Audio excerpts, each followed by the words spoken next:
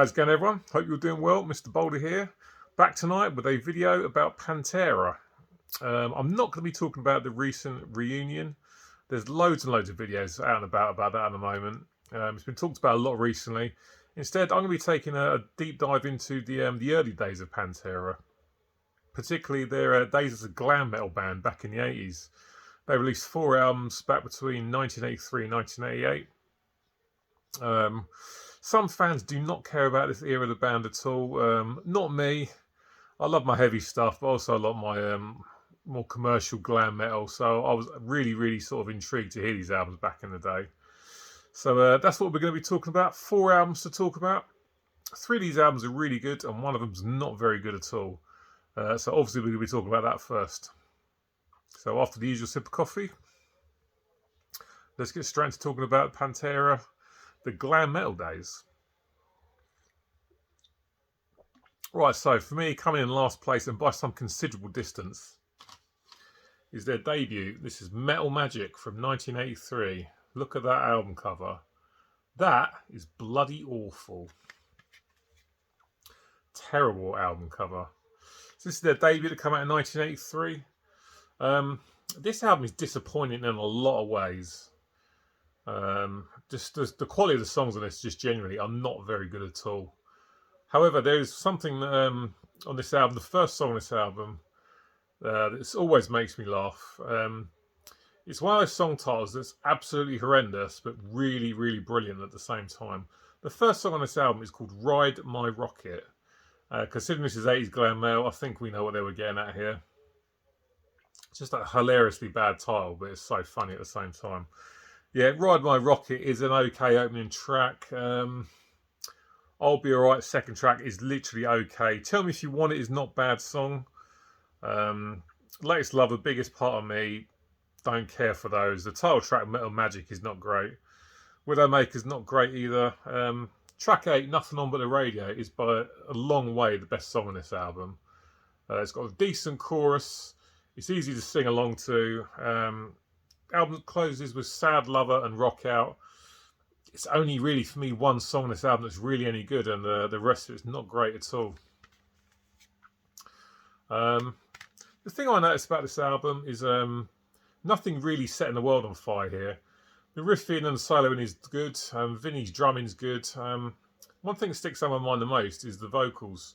I don't know if Terry Glaze was quite new to singing when they recorded this album, but he's not pushing anything above the mid-range on this album. The vocals seem very subdued to me. Not really trying hard at all by the sounds of it, and it's just not a good album. It's quite a mess, to be honest, and without a doubt the weakest out of these 4. Not good at all. One song that I really like, and the rest of it can get in the bin. In third place is their 3rd album, I Am the Night, which was released in 1985. A big step up in quality from the first album here. This is much better. Even though they were a glam band back in the day, on this album you can definitely hear some heavier influences coming into the music. There's definitely hints of Iron Maiden, definitely hints of Accept, and definitely large hints of Judas Priest in this for me. Whereas the first 2 are very much commercial glam. This is a little bit more harder. And it's a really good album, actually. There's some really good songs on this. First song, Hot and Heavy, is a cliched glam metal title from the 80s, but it's a decent tune. I Am the Night, the title track, starts off with a fantastic guitar run from Dimebag. Good vocals, much better vocals on this. Guitar playing's fantastic. Onward We Rock, 3rd track, superb. 4th track, DGTTM, don't know what that stands for, but it's no point of being there. Daughters of the Queen next, don't care about that song. It's okay, but it's nothing fancy about it at all. Then you got Down Below next, which is a very good song that I really enjoy. Come On Eyes next. Now that could be a single because that's very commercial sounding. Great chorus, great guitar playing, of course. Right on the Edge, Valhalla, track 9, great vocals in that, very good. And the last track's a bit of a sort of power ballad called Forever Tonight. Much better than Metal Magic, without a doubt. Terry Glaze's vocals improved massively by the time they recorded this. He sounds great on this. hitting some real Rob Halford-esque high notes. Not a massive fan of the drum sound on this album. I think Vinnie Paul was using those kind of hexagon drums that you'll remember from back in the 80s. I think they were hexagon anyway. Drum sounds not the best. The drumming performance is absolutely fine. He sounds good. Dime soloing and riffs are very, very good. And it's just a much, much better album than Metal Magic, it has to be said. Not as glammy as the first two. A little bit harder, and it's a really decent listen, actually. I'm the Night from 1985 is a very good album. Coming in second place for me is Power Metal, the album they released in 1988, and the first one with Phil Anselmo on vocals. If you've never checked out the early stuff and you're not really interested, then this is the only one I would suggest that you might like, because you can definitely hear where they were heading with this one. This is goes even heavier than the previous one, I'm the Night. You can definitely see the direction that they were moving towards, no doubt about it. Excellent album. Phil on the vocals, very much sounding like Rob Halford on this, hitting some really high notes.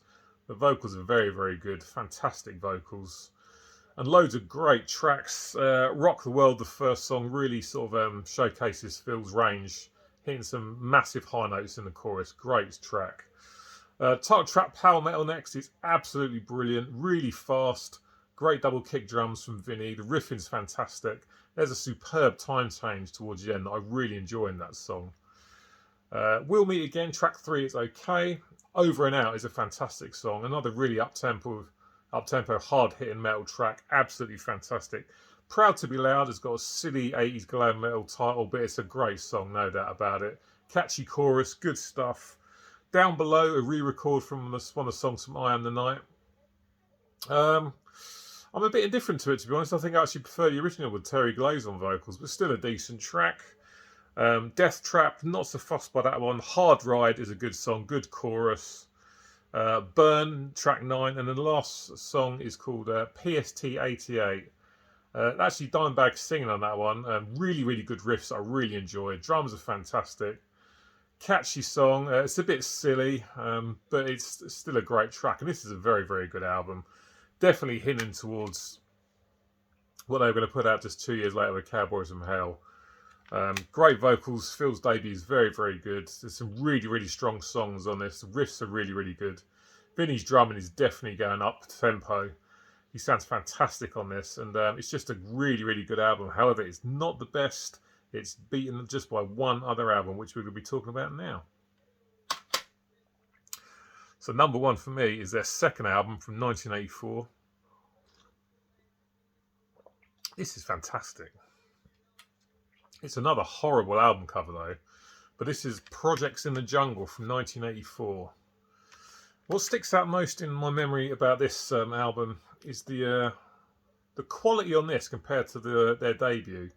It's just huge. The difference is night and day. The debut is not very good at all. Like I say, I only really like one song, whereas this is absolutely fantastic. This is a brilliant, brilliant album.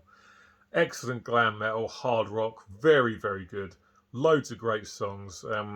Yeah, the difference in the performances is just night and day. It's unreal.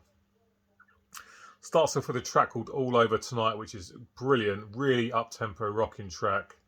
Great chorus. Out for Blood next is another great song. Double kick drums are pounding that song along nicely. Sounds great. Like Fire, track 4 is absolutely fantastic. Very commercial sounding because it easily be a single. Great riffing, really enjoy it. Strong chorus, great vocals from Terry Glaze. Then you've got In Over My Head, which is a power ballad, which is pretty good. I do enjoy that one. Title track, Projects in the Jungle. Not the best chorus, it's okay. But again, it's driven by Vinnie Paul's double kick drums. It's a decent tune. Then you get to track 7, which is a great song, but it's got an absolutely horrendous cliched 80s song title. Track 7 is called Heavy Metal Rules, and it's just as silly as it sounds, but it's still a good tune, it's got to be said. A bit of a silly chorus, but a very sing-along chorus at the same time. It's very, very sort of easy to sing along to, obviously. Track 8, Only a Heartbeat Away, power ballad, good stuff. Track 9, Killers, that's pretty good as well. I like that one a lot. Track 10, Take My Life, not so fussed by that one, but still a decent listen. This is by a long shot for me. Not by a long shot, that's a bit harsh, I suppose, but this is easily for me their best album from their early period. The difference between this and Metal Magic is just massive. It's vastly superior to Metal Magic, and they only released this a year after that. The biggest improvement here is Terry Glazer's vocals. Like I say, on Metal Magic, he's not pushing anything above mid-range. Here on track 1, he already sounds way better than he sounded on the whole of the last album. When you listen to track 1, it is by a long shot way better than anything on their debut. But yeah, the vocals from Terry Glazer are much, much better. The soloing and the riffing from Dimebag is up a notch. Vinny's drumming is much better. Good bass playing from Rex Brown, or Rex Rocker as he was known here. There's cliched 80s metal bollocks for you.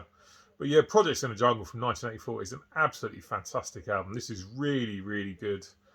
I'll tell you what I do notice about this album as well. This one to me very much sounds like Def Leppard's High and Dry. Even right down to the guitar tone. To me, Dimebag's guitar in this, or Diamond Darrell as he was known at the time, of course, very much sounds like the guitars on Def Leppard's High and Dry. Pretty much identical. Guitars sound fantastic. This is well produced, sounds great, loads of great songs. Such a massive improvement on their debut, no doubt about it. Projects in the Jungle from 1984, Pantera's second album, is absolutely fantastic, and I absolutely love it. Superb stuff. Right, guys, that's it for today. Cheers for sticking around to the end and watching. Are you familiar with these albums? Let me know what you think about them. Are you one of those guys who has absolutely no interest in the glam metal era days of Pantera? Has to be said, I really enjoy 3 of these. The first one's not great at all, but the other 3, fantastic. Really enjoy all 3 of them. Some excellent underrated albums there, I think. So yeah, let me know what you think. Look after yourselves, take care, and I'll catch up with you soon. See you later.